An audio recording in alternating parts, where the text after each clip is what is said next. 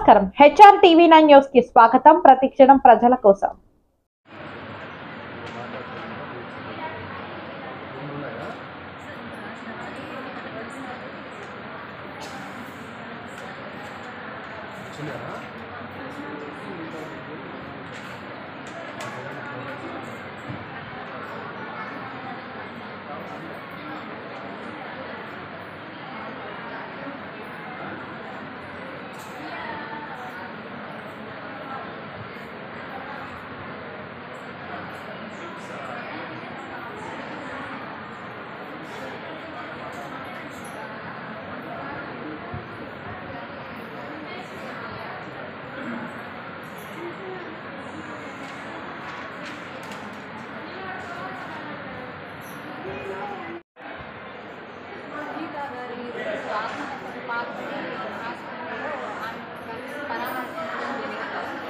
ఈమెను విధుల్లోంచి తొలగించి వేరే వాళ్ళని అపాయింట్ చేయడం ఇది పద్ధతి కాదని ప్రజలు ఇప్పుడు ప్రజలు కానీ ఇంకొకరు కానీ ఇలా వర్తించే ప్రతి ఒక్కరు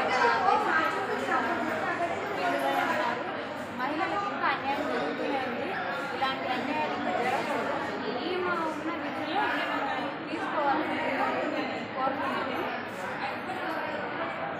ఇవాళ మేరీ సునీత గారు ఎర్రగుంట్ల గురుకులంలో ఆమె టీచర్గా గత 7 సంవత్సరాల నుంచి అక్కడ విధులు నిర్వహిస్తూ ఉన్నారు.